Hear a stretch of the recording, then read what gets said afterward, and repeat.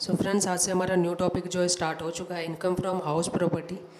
इसके अंदर जो कई सारे सेक्शन दिए हुए हैं, हम उन्हें वन बाय वन जो है स्टडी करेंगे। लाइक सेक्शन 22 में हमारे पास चार्जिंग सेक्शन के बारे में दिया गया है।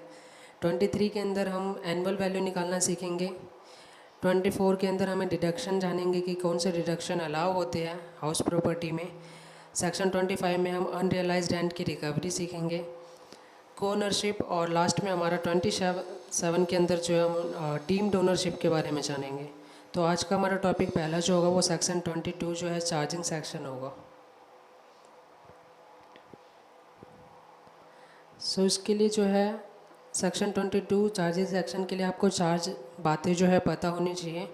एनुअल वैल्यू क्या होती है, लैंड एंड बिल्डिंग अटैच्ड क्या होता है, assessee is the owner, assessee owner होना चाहिए इसके लिए। और अगर वो बिज़नेस पर्पज़ के लिए अगर उसे यूज़ किया जा रहा है तो वो इनकम फ्रॉम हाउस प्रॉपर्टी में जो है कैलकुलेट नहीं होता। तो ये चार बातें जो है पता होनी चाहिए। तो सबसे पहले हम जो है एनुअल वैल्यू के बारे में जानेंगे और एक एक करके सारे। सबसे पहले जो हम एनुअल वैल्यू समझ लेते हैं कि एनुअल वैल्यू क्या होती है। एनुअल वैल्यू जो है इनकम की हमारी बताती है कि हमारी एनुअली जो है इनकम एनुअली कितनी आ सकती है या फिर हम किसे कंसिडर करते हैं। लाइक अगर हम हाउस प्रॉपर्टी की बात कर रहे हैं तो हमारे पास या तो रेंटल इनकम आ सकती है या सेल करने से आ सकती है। अगर हम अपनी प्रॉपर्टी को जो है सेल करते हैं तो उससे भी हमारे पास जो आता है वो हमारे लिए इनकम है। तो इसके अंदर इनकम फ्रॉम हाउस प्रॉपर्टी में है कौन सी हमें पढ़नी है वो हमें जानना है कि सेक्शन 22 में क्या है। तो रेंटल इनकम जो है एनुअल वैल्यू में कंसीडर की जाती है। इनकम फ्रॉम हाउस प्रॉपर्टी में जो भी लेट आउट वैल्यू होती है जो हमने रेंट पर दी है, रेंटल वैल्यू, इसमें जो है सेल और प्रॉपर्टी जो है इसके अंदर टैक्सेबल नहीं होता है। तो आप जब भी इनकम फ्रॉम हाउस प्रॉपर्टी निकालेंगे तो ध्यान रखेंगे कि वो वैल्यू जो है सेल और प्रॉपर्टी से ना होकर रेंटल वैल्यू होनी चाहिए, मतलब लेट आउट वैल्यू होनी चाहिए कि आपने उसे रेंट पर दिया या लेट आउट किया, उससे आपको इनकम आ रही है, उसकी आप एनुअल वैल्यू निकालेंगे। एनुअल वैल्यू क्या होती है वो हम अगले सेक्शन में पढ़ेंगे। बस अभी आप ये समझ लीजिए कि लेट आउट से जो है हमारी इनकम जो आएगी, जो रेंट पर रखने से बिल्डिंग को इनकम आएगी, उसे हम जो है टैक्सेबल करेंगे इनकम फ्रॉम हाउस प्रॉपर्टी में। और अगर हमने कोई सेल की है प्रॉपर्टी की तो वो जो है इनकम फ्रॉम हाउस प्रॉपर्टी में टैक्सेबल नहीं होती है। वो जो हमारे पास अदर इनकम में हमारे पास आती है। हमें जो देखना है बस एनुअल वैल्यू हमारी रेंट से हमारे पास जो एनुअल कितनी इनकम आ रही है या लेट आउट वैल्यू से जो हमारे पास इनकम आ रही है। तो ये हमारी होगी एनुअल वैल्यू रेंटल इनकम से कितनी हम अर्न कर रहे हैं पूरे ईयर के अंदर एनुअली।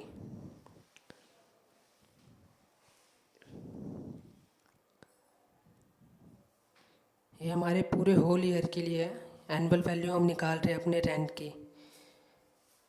सो ये था हमारा फर्स्ट टर्म जो है एनुअल वैल्यू। आपने समझा इजीली कि इसमें रेंटल इनकम इंक्लूड होती है, सेल ऑफ प्रॉपर्टी इंक्लूड नहीं होती है। हमें अपनी सिर्फ लेट आउट वैल्यू लेनी है एनुअली क्या आ रही है हमारे पास, और उसके ऊपर जो है हम आगे अपनी इनकम निकालना सीखेंगे। तो आपने समझा कि एनुअल वैल्यू में लेट आउट वैल्यू लेनी है, सेल ऑफ प्रॉपर्टी जो है इसमें कंसिडर नहीं की जाती है, ओनली लेट आउट वैल्यू लेनी है आपको। सेकंड पॉइंट हमारे पास आता है लैंड एंड बिल्डिंग अटैच्ड। अब ये क्या होता है इसे हम समझते हैं एक एग्जांपल के साथ। सो हमारे पास मान लीजिए एग्जांपल 1 या फिर केस 1 हम कह लेते हैं। हमारे पास एक बिल्डिंग है और लैंड है। अब लैंड के बीच में हमने एक बिल्डिंग बनाई और उस बिल्डिंग को जो है हमने खाली थी इसलिए हमने रेंट पर दिया। तो अब जब हमने बिल्डिंग रेंट पर दी है तो जो उसके साथ लैंड हमारा अटैच था वो भी साथ में रेंट पर गई होगी। अब हम ऐसा तो नहीं कर सकते कि हमने किसी को अगर बिल्डिंग रेंट पर दी तो हम कहेंगे तुम भाई बाहर का रास्ता यूज़ मत करना। सो हमने बिल्डिंग रेंट पर दी जिसके साथ हमारा लैंड भी अटैच था और इसे हमने लेट आउट किया, मतलब रेंट पर दिया।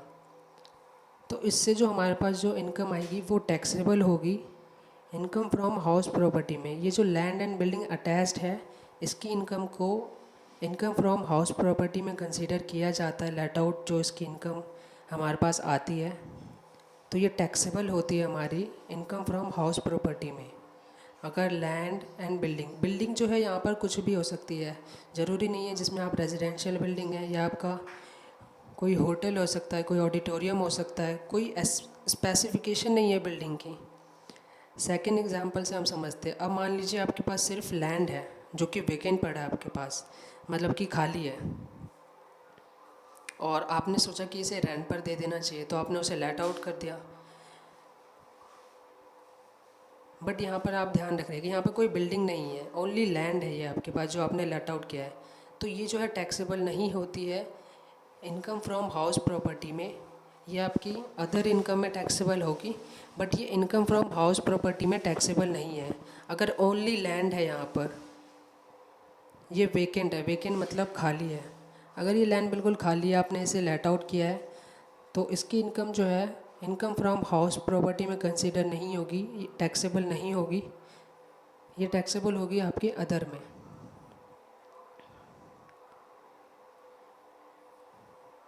सो ये आपने समझा पहले एग्जांपल कि अगर बिल्डिंग प्लस लैंड अटैच्ड हो तब जो है उसे लेट आउट अगर आपने किया है तो उसकी इनकम जो है टैक्सेबल होती है इनकम फ्रॉम हाउस प्रॉपर्टी में। इसमें जो सेकंड एग्जांपल था उसमें ओनली लैंड था, यहाँ पर कोई भी तरह की बिल्डिंग नहीं थी जिसे आपने लेट आउट किया, खाली सिर्फ लैंड था जिसे आपने लेट आउट किया, जो कि नॉन टैक्सेबल होती है इनकम फ्रॉम हाउस प्रॉपर्टी में। अब थर्ड जो हमारे पास केस बनता है, हमने देख लिया लैंड अटैच थी, खाली लैंड देख लिया, अब जो है हो सकता है आपके पास ओनली बिल्डिंग हो, उसके आसपास कोई लैंड ना हो आपका, तो उस केस में क्या होगा, मतलब उस केस में हम इसे इनकम फ्रॉम हाउस प्रॉपर्टी में टैक्सेबल मानेंगे, टैक्सेबल नहीं होगी।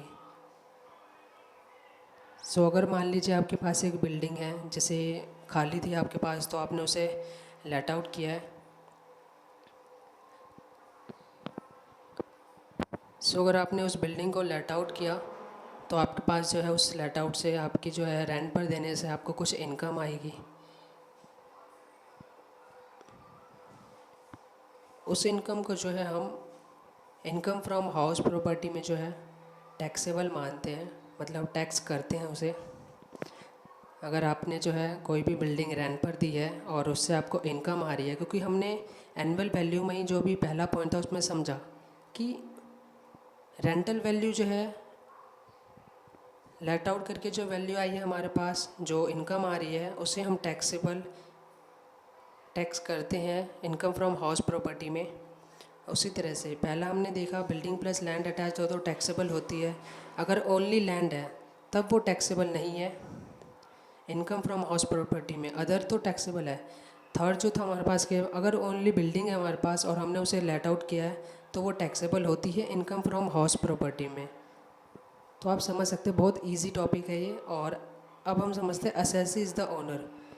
असेसी अगर ओनर होना क्यों ज़रूरी है, और अगर वो असेसी ओनर होगा तभी इनकम फ्रॉम हाउस प्रॉपर्टी में टैक्सेबल होगी, अदरवाइज़ जो है वो इनकम फ्रॉम हाउस प्रॉपर्टी में टैक्सेबल नहीं होगी। ये सारी बातें होना ज़रूरी है, तभी जो है इनकम फ्रॉम हाउस प्रॉपर्टी में टैक्सेबल होगी। इसका हम एक एग्जांपल देखते हैं।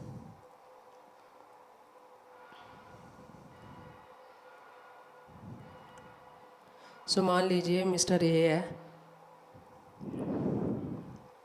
उसके पास एक बिल्डिंग है और वो उस बिल्डिंग का ओनर है। सो उसने क्या सोचा कि ये बिल्डिंग खाली पड़ी है तो मैं इसे क्यों ना किराए पर लगा दूँ, तो उसने इसे लेट आउट कर दिया मिस्टर बी को, और मिस्टर बी से जो है उन्हें रेंटल इनकम जो है आने लग गई वहाँ से। अब मिस्टर बी ने क्या किया कि उसे किसी सी को जो है, मिस्टर सी को उसे जो है उन्होंने रेंट पर आगे दे दिया, मतलब ए ने बी को रेंट पर दिया और बी ने सी को जो है रेंट पर दे दिया। तो अब बी से सी को जो क्या है इनकम आ रही है, रेंटल इनकम। बट इस केस में बी जो है जिसे रेंट मिल रहा है सी से, उसकी इनकम हो रही है यहाँ से, राइट। बट वो इनकम जो है इनकम फ्रॉम हाउस प्रॉपर्टी में टैक्सेबल नहीं होगी। क्यों? क्योंकि बी यहाँ ओनर नहीं है, और हमने अभी पढ़ा कि ओनर होना ज़रूरी है। ओनरशिप जो है वो एसएससी की ही होनी चाहिए जो टैक्स पे करता है। सो यहाँ पर ओनर नहीं है, इसलिए ये नॉन टैक्सेबल होगी under income from house property. इसकी अदर इनकम है, ये अदर इनकम में टैक्सेबल होगी, बट हाउस प्रॉपर्टी में टैक्सेबल होने के लिए इसे ओनर होना होता है। बट बी से जो ए को इनकम आ रही है रेंट के द्वारा, उसमें ए तो ओनर है जो बी से रेंट रिसीव कर रहा है। अगर रेंट रिसीव कर रहा है तो ए के लिए वो इनकम है, और अगर ए को इनकम हो रही है और वो ओनर भी है यहाँ इस बिल्डिंग का, तो ये जो है कहलाएगा इसमें इनकम फ्रॉम हाउस प्रॉपर्टी। क्यों? क्योंकि एसएससी जो है ओनर होना चाहिए, तभी जो है इनकम फ्रॉम हाउस प्रॉपर्टी में वो टैक्सेबल होगा। तो ए जो है वो ओनर है, इसलिए इसकी इनकम जो है इनकम फ्रॉम हाउस प्रॉपर्टी मानी जाएगी और टैक्सेबल होगी इस केस में। सो ये आपने समझा कि SSC is the owner. SSC owner होता है तभी टैक्सेबल होती है इनकम फ्रॉम हाउस प्रॉपर्टी में।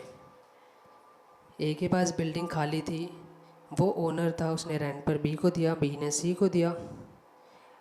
ए जो है यहाँ पर एसएससी है जो कि ओनर भी है, और यही जो है हमारा थर्ड पॉइंट है कि एसएससी जो है ओनर होना चाहिए। तो हमने ये समझा इजीली कि एसएससी इज़ द ओनर क्या है। सो लास्ट पॉइंट जो हमारा, for the purpose of business profession carried on by him. तो ये क्या है, इसे भी हम जो है एक एग्ज़ाम्पल से समझते हैं। ये हमें बता रहा है कि बिल्डिंग जो है यूज़ हो रही है अपने बिज़नेस के लिए, या तो डायरेक्टली यूज़ हो रही हो या इनडायरेक्टली। अगर मान लीजिए कोई आदमी है, उसके पास अपनी बिल्डिंग है, वो अपने बिल्डिंग से ही कोई बिज़नेस कर रहा है, तो उसे रेंट तो पे नहीं करना पड़ रहा है, राइट। सो इसके लिए भी हम एक एग्ज़ाम्पल से देखते हैं कि अगर वो खुद अपने बिज़नेस में अपना जो है यूज़ कर रहा है, तो वो क्या वो इनकम फ्रॉम हाउस प्रॉपर्टी में जो टैक्सेबल होगी या नहीं होगी। अब बिज़नेस जो है बिल्डिंग को जो वो यूज़ कर सकता है दो तरीके से, डायरेक्टली या तो यूज़ करे, या हो सकता है कि उसे अपने बिज़नेस को चलाने के लिए जो है अपनी प्रॉपर्टी का यूज़ करना पड़े। ये दो बातें हो सकती हैं, तो इसे हम एक एग्ज़ाम्पल से समझ लेते हैं।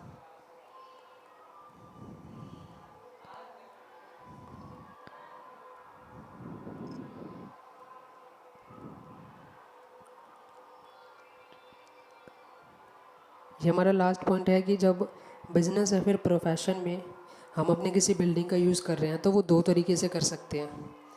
या तो डायरेक्टली यूज़ करेंगे, डायरेक्टली यूज़ करेंगे तो हमें पता चल रहा है कि वो हम अपने बिज़नेस के लिए यूज़ कर रहे हैं, तो टैक्सेबल भी पीजीबीपी में होगी, profit and gains from business and profession में। वो यहाँ पर टैक्सेबल नहीं होगी इनकम हाउस प्रॉपर्टी में, बट इनडायरेक्टली भी वो हो सकता है यूज़। तो वो हमें समझने की ज़रूरत है कि इनडायरेक्टली कैसे हो सकता है। तो उसे हम एग्जांपल से समझते हैं कि इनडायरेक्ट यूज़ जो है कब और कैसे हो सकता है। सो मान लीजिए एक फैक्ट्री है यहाँ पर जो कि मैन्युफैक्चरिंग का काम करती है। मैन्युफैक्चरिंग फैक्ट्री है यहाँ पर, मैन्युफैक्चरिंग जो कि इंडस्ट्रियल एरिया में ही होते हैं ज़्यादातर, आप सभी जानते हैं। सो एक फैक्ट्री है, यहाँ पर जो है कुछ वर्कर जो है यहाँ पर वर्क करते हैं मैन्युफैक्चरिंग फैक्ट्री में। सो उनका घर जो है यहाँ से काफ़ी दूर है, क्योंकि ये एक इंडस्ट्रियल एरिया है, तो उन्हें जो है अपने वहाँ से वर्कर्स को जो है हमेशा आना जाना पड़ता है, जो जिस वजह से उन्हें काफ़ी प्रॉब्लम्स आती है आने जाने में, या कभी नहीं भी आ जा पाते हैं किसी वजह से। सो उन्होंने अपनी ये बात जो है यहाँ के फैक्ट्री के ओनर को बताई, तो ओनर ने जो है ऐसा किया, क्योंकि ये इंडस्ट्रियल एरिया था, यहाँ पर और भी घर थे ही नहीं, तो जो फैक्ट्री का ओनर था अब वो देख रहा था कि ये वर्कर आने जाने इन्हें बहुत प्रॉब्लम हो रही है, तो ये बहुत ही डिफ़िकल्ट था उनके लिए कि डेली यहाँ से ट्रैवल करके वापस जाना, फिर वापस यहाँ आना। तो उन्होंने क्या किया कि फैक्ट्री के ही एक साइड में जगह खाली थी, जहाँ उन्होंने इनके लिए रहने के लिए जगह बना दी। जो भी वहाँ के वर्कर थे उनके लिए जो है वहाँ पर फैक्ट्री के अंदर ही उन्होंने रहने के लिए जो है जगह बना दी, स्टाफ क्वार्टर बना दिया। सो अब जो है वो वर्कर जो थे वो वहीं रहने लगे स्टाफ क्वार्टर में। तो ओनर ने क्या किया कि उन्हें बोला कि तुम कम रेंट पर ही मेरे यहाँ पर रह लेना। तो उसने क्या किया, ये रेंट पर दिया है। और हमने अभी फर्स्ट पॉइंट में पढ़ा था कि हम रेंटल वैल्यू जो है इनकम फ्रॉम हाउस प्रॉपर्टी में टैक्सेबल करते हैं। बट क्योंकि इसने ये जो रेंट लिया है ये इसलिए इनकम फ्रॉम हाउस प्रॉपर्टी में नहीं आती क्योंकि इसने ये अपने बिज़नेस को चलाने के लिए रेंट पर दिया है, भले ही वो डायरेक्टली हो या इनडायरेक्टली हो। बस उसने बिज़नेस और प्रोफेशन को अपने जो है रन करने के लिए जो है उसे रेंट पर दिया है, जिस वजह से जो है इसे यहाँ पर इनकम फ्रॉम हाउस प्रॉपर्टी में कैलकुलेट नहीं किया जाएगा, मतलब कंसिडर नहीं किया जाएगा। ये नॉन टैक्सेबल होगी इनकम फ्रॉम हाउस प्रॉपर्टी में, क्योंकि वो जो है डायरेक्टली या इनडायरेक्टली अपने बिज़नेस को चलाने के लिए यूज़ कर रहा है। तो वो उसके बिज़नेस में पीजीबीवी में टैक्सेबल हो सकती है, but income from house property में टैक्सेबल नहीं होगी क्योंकि वो इनडायरेक्टली यूज़ कर रहा है अपने बिज़नेस को चलाने के लिए। सो आपने ये समझ लिया कि ये क्यों जो है यहाँ पर टैक्सेबल नहीं है। तो हमने ये 4 बातें पढ़ी जो कि बहुत इजीली आपने एग्जांपल से समझ ली होंगी। इनकम फ्रॉम हाउस प्रॉपर्टी में जो है चार्जिंग सेक्शन था, जिसपे एनुअल वैल्यू हमने समझी कि रेंटल इनकम जो आएगी उसे हम मानेंगे एनुअल वैल्यू, जो कि लेट आउट वैल्यू होती है। और सेकंड जो हमारा वो लैंड एंड बिल्डिंग था, इसमें भी हमने 3 एग्जांपल देखी जिसमें लैंड एंड बिल्डिंग अगर अटैच्ड होती है तो लेट आउट अगर उसे किया हो तो टैक्सेबल होती है। अगर ओनली लैंड जो वेकेंट है उसे हमने किराए पे दिया है तो वो नॉन टैक्सेबल होती है। और थर्ड जो था हमने वो देखा था कि ओनली अगर बिल्डिंग है, बिल्डिंग कुछ भी हो सकती है, हमारी ऑडिटोरियम, कोई बैंक हो या कोई और बिल्डिंग हो, कमर्शियल बिल्डिंग हो, कुछ भी हो सकती है। बिल्डिंग यहाँ पे कोई स्पेसिफाई नहीं किया गया। अब यहाँ पर कोई लैंड नहीं है, बिल्डिंग हमने जो है लेट आउट की है, तो ये जो था हमारे पास टैक्सेबल थी इनकम फ्रॉम हाउस प्रॉपर्टी में। थर्ड जो हमने जाना था कि SSC is the owner, SSC owner होना ज़रूरी है इनकम फ्रॉम हाउस प्रॉपर्टी में टैक्सेबल होने के लिए। ए ओनर था, उसने बिल्डिंग को रेंट पर दिया था, बी ने सी को रेंट पर दिया था, बी से इनकम ए को आ रही थी और सी से इनकम जो है रेंट जो है बी को मिल रहा था। बी की इनकम जो है इसलिए टैक्सेबल नहीं हुई थी क्योंकि वो ओनर नहीं था यहाँ का, जो उस बिल्डिंग का ओनर नहीं था, इस वजह से जो है ये नॉन टैक्सेबल था इनकम फ्रॉम हाउस प्रॉपर्टी में। ये टैक्सेबल जो होगा अदर इनकम में हो सकता है इसके लिए, बी के लिए, क्योंकि ये यहाँ का ओनर नहीं है। बट बी से जो इनकम आ रही थी, ए को वो रेंटल वैल्यू थी और इनकम उसके लिए थी, जो कि इनकम फ्रॉम हाउस प्रॉपर्टी में इसलिए कंसिडर की जा रही थी क्योंकि एसएससी जो है यहाँ पर ओनर था। राइट, तो आपने ये पॉइंट भी समझ लिया इजीली। लास्ट जो था अभी हमने जाना कि अगर बिजनेस या प्रोफेशन के लिए यूज़ हो रहा हो कोई भी बिल्डिंग, तो उसे हम कंसिडर नहीं करते इनकम फ्रॉम हाउस प्रॉपर्टी में, चाहे वो डायरेक्टली यूज़ हो या इनडायरेक्टली यूज़ हो। तो इसका भी हमने एग्जांपल देख लिया कि बिज़नेस जो है प्रोफेशन चलाने के लिए डायरेक्टली यूज़ हो तब तो वो डायरेक्टली पीजीबीपी में, या इनडायरेक्टली यूज़ हो तो अगर उसने ओनर ने उसे रेंट पर दिया अपने वर्कर्स के लिए और वहाँ से उसे रेंटल इनकम आ रही है, तो वो इसलिए इनकम फ्रॉम हाउस प्रॉपर्टी में नहीं आ रही है क्योंकि वो उसने अपने बिज़नेस को कैरी ऑन करने के लिए रेंट पर दिया था। तो ये आपको पॉइंट समझना है कि इस वजह से जो है ये रेंटल इनकम जो है इनकम फ्रॉम हाउस प्रॉपर्टी में नहीं आ रही है। तो आपने जो है ये चारों इनकम जो समझ ली, चारों बातें जो आपने समझ ली कि किस वजह से ये टैक्सेबल नहीं है, क्या क्या चीज़ें चार्जिंग सेक्शन में आती है, annual value, land and building, SSC is the owner, and अगर बिज़नेस प्रोफेशन में यूज़ हो रही है तो उसे हम कंसिडर नहीं करते हैं। तो ये हमारा चार्जिंग सेक्शन था जो कि सेक्शन 22 था। तो आपको जो है होप ये बहुत ईजीली समझ आ गया होगा एग्जाम्पल से। मैंने बहुत आसानी से जो है इस एग्ज़ाम्पल के तरीके से आपको समझाने की कोशिश की है। फिर भी अगर कोई डाउट हो तो आप मुझे कमेंट करके पूछ सकते हैं या फिर आप मुझे डायरेक्ट मैसेज